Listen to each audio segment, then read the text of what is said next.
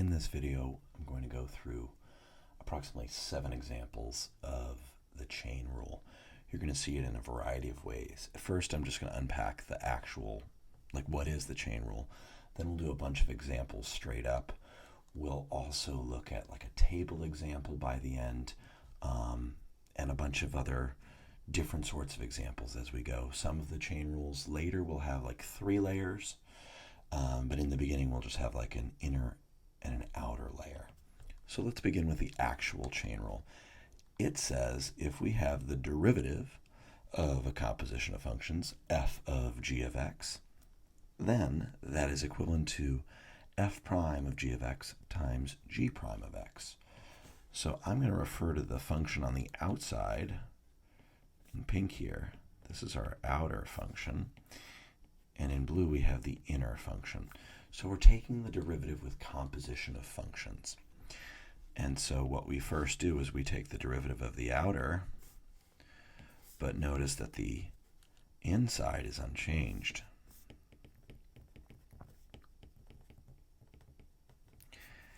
And then we sort of peel away that outer layer. Think of it like an outer layer of an onion or something like that. And then once we peel that away, we can finally get at the inner portion and take the derivative of the inner portion. And so this is sort of one, and that's the second chain link. That's what it sort of is in my mind. I remember being a kid and like doing this thing, sort of making chain links. So that's the chain rule in a nutshell. And what you're going to do, you'll find that there can be, if there's a lot of functions composed together, there could be 3 or 4 functions composed together. You're going to have 3 or 4 chain links where you just peel away the outer layer, throw it away, then get into the next inner layer, and so on and so forth, until your last derivative on the very far right will be the derivative of the insidemost thing, and then you're finally done. In our first example, we're just going to apply the chain rule. We have a composition of functions. The outer function is cosine, and the inner function is 5x. So we're first going to take the derivative of the outer layer, and you'll see that the 5x is like nested inside. It's composed inside because it's within the parentheses of the cosine. So the outer layer, we can take the derivative of that. The derivative of cosine is negative sine. So that's the derivative of the outer layer, but the inside, the 5x, is unchanged. So in my mind, I say it's the derivative of the outer with the inside unchanged multiplied by the derivative of the inside. In this case, the derivative of 5x is just 5. And, that would be a totally acceptable answer in AP Calc. A college professor would probably want you to just make this look a little bit nicer. And so the derivative of cos 5x is negative 5 sine of 5x. Notice it's not just negative sine of 5x. That would be if we neglected the derivative of the inside. So one thing I like to do is I like to draw a little arrow. That's to remind me that I did, in fact, use the chain rule, and I had like the 2 chain links here. Okay, so I like to draw that little arrow to tell myself I remembered the derivative of the inside. So your spider sense has to go off, though. You have to be like, oh yeah, there is a composition of functions here. So I need to unpack that carefully. All right. Second example, we have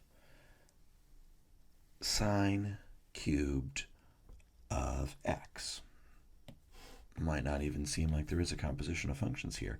But if I rewrite this, I can make this be a little bit more clear. So the outer function is really cubing. The inner function is sine of x. So a common theme of calculus is you get rewarded for rewriting a problem before you differentiate, before you take the derivative. So here our outer function is cubing. That's just sort of how we write it notationally. And our inner function is trig, it's the sine function.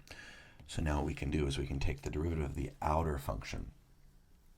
I think of this as stuff cubed. I don't care what's on the inside because I'm just focusing on the outside. We work outside in with the chain rule. So I say to myself, well, what's the derivative of stuff cubed? I apply the power rule. That's 3 stuff to the 3 minus 1, which is to the second. So I've applied the power rule appropriately. So I'm taking the derivative. Now, that's the derivative of the outer portion, but the inner portion, we haven't gotten there yet. We can't get in there yet. We'll just leave the inside unchanged. So it's the derivative of the outside with the inside unchanged times the derivative of the inside. The derivative of sine is cos. And again, in AP Calc, that would be a totally acceptable answer, but you could make it look a little nicer. 3 sine squared x cosine x. That is the derivative of sine cubed of x. So it really, really helps to rewrite. It's much more clear for you to understand that cubing was the outer function and the inner function was sine of x if you rewrite it. You always get rewarded in calculus for rewriting. It's a serious theme here, people. All right, so here, again, we're going to rewrite our outer function is a square root, which is like saying we have stuff to the 1/2 power. Raising something to the 1/2 power is the same thing as square rooting. Then the next inner layer is sine of, and then the third innermost layer, so we sort of had the outer, the intermediate, and now we have the innermost layer, which is 2x. So now there's 3 layers here. There's going to be 3 chain links. Each time we take a derivative of the outer layer, we peel it away, throw it away, and get to the innards of the onion. Okay? So now we're taking the derivative. The derivative of stuff to the 1/2 power, let's apply the power rule. The 1/2 jumps in front, and then the exponent gets decreased by 1. Notice how I just thought of it as I have stuff to the 1/2. That'd be 1/2 stuff to the negative 1/2. Now the inside portion is unchanged. We haven't gotten there yet. We're only peeling the outermost layer of the onion. So now we've taken that derivative. Now we'll take the derivative of the middle layer. So we've done the square root, so now we're focusing on the sine. The derivative of sine is cosine. And inside of the cosine is the 2x. It was just unchanged. And then last but not least, we can finally, so we peeled away the trig that we took the derivative of. We can finally take the derivative of the innermost portion of layer of this onion. The derivative of 2x is just straight 2. All right. Now again, AP Calculus, set it and forget it. I think it is valuable to see this simplification. You really have a 1 up top. There's a 2 down low.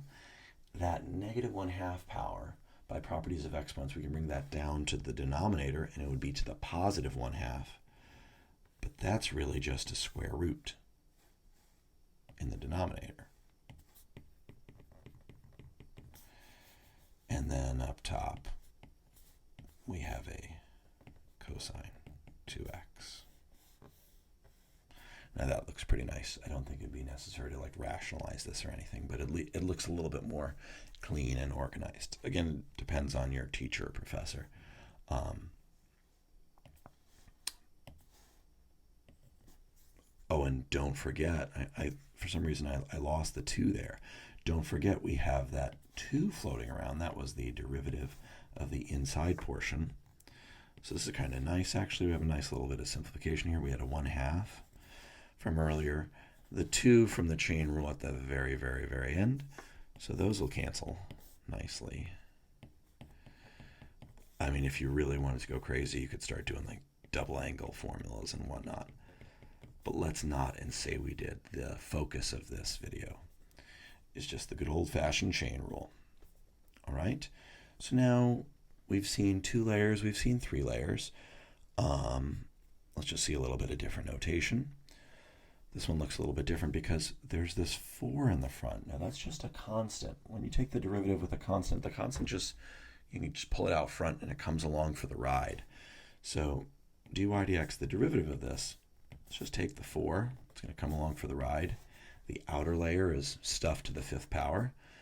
When we take the derivative of that, that'll be 5 stuff to the 4th. Notice how that inside is unchanged. And then we can chain link it up. Our next derivative, we'll peel away the outer layer. The inner layer is what's the derivative of 1 minus 2x squared. Power rule style, that's just negative 4x. And then I think there is value in cleaning it up, even though in AP Calc you could just leave it messy. We've got 20 times negative 4x. That's going to be negative 80x. And then it's times by 1 minus 2x squared to the 4th power.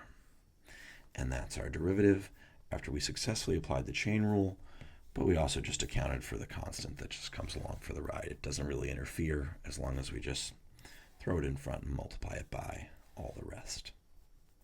All right? So this problem is a little funky. This is a little college-like here. Here we have z as a function of y and y as a function of x. And our goal is to find dz dx. That's the derivative of z with respect to x. We're also given a couple more goodies. dz dy is a quarter. dy dx is negative 5.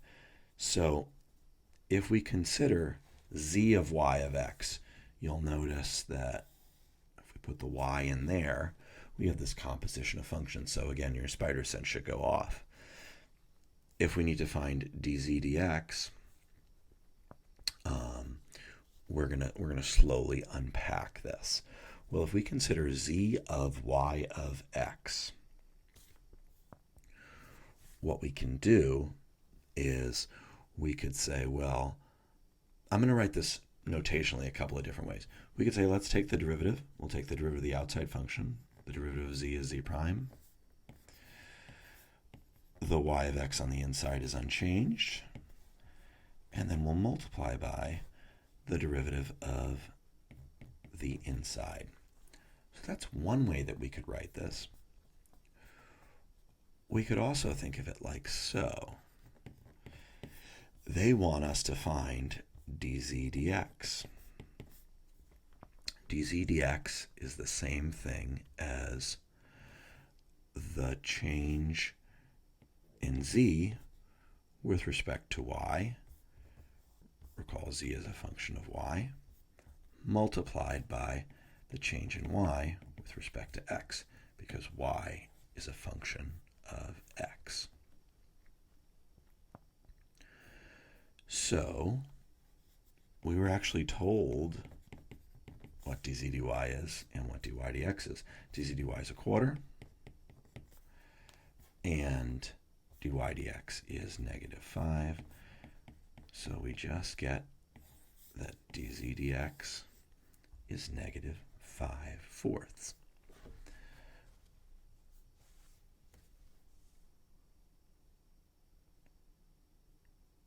So there you have it, folks.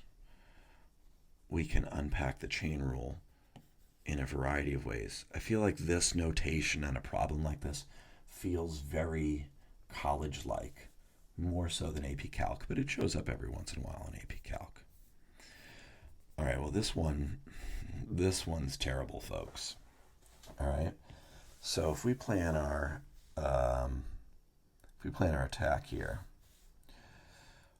first we'll attack the outermost layer, cube root. Next up, working from outside in, we've got ln, and then last but not least, we have a fraction. So the innermost region, the third and final link of the chain rule, is going to be good old-fashioned quotient rule. Now this problem is meant to be a messy monstrosity. So again, calculus rewards you for rewriting this. This is to the 1/3 power. Square rooting is to the 1/2. We saw that earlier. Here we're cube rooting, so it's going to be to the 1/3 power. All right, so here is our function y, and we'll go one layer at a time.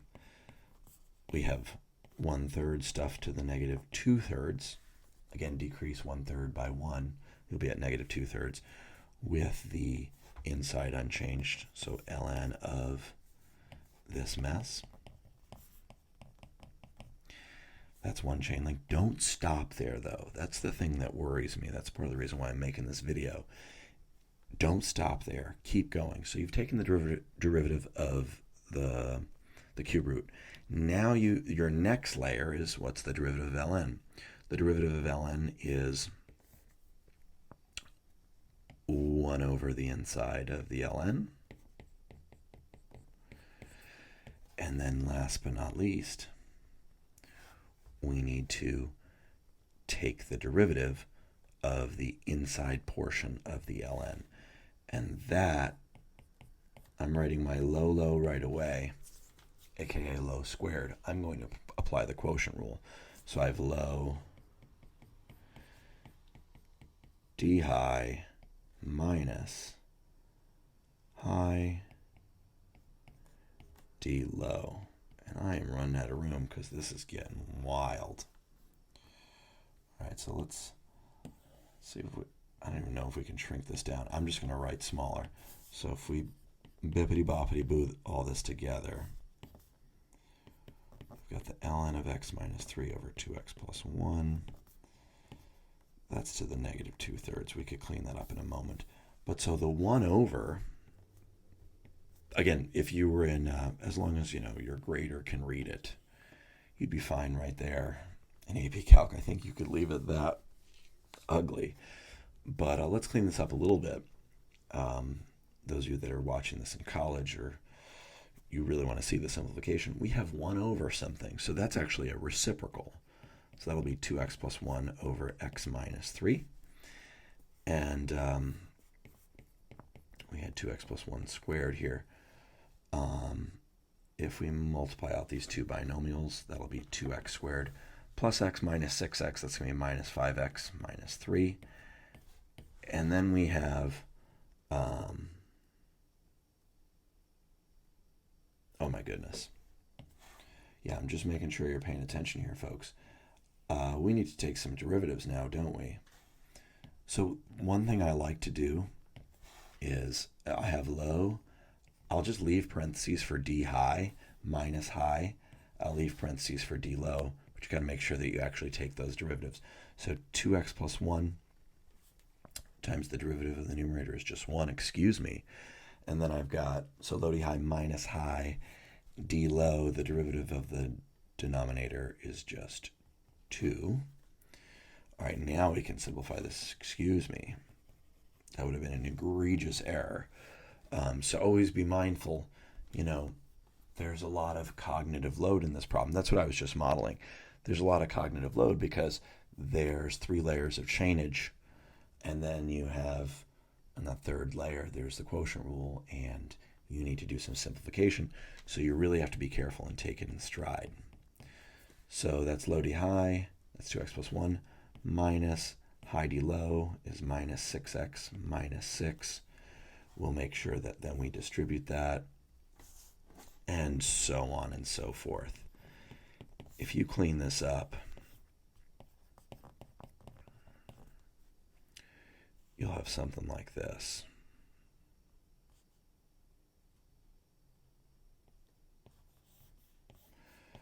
Oh my word.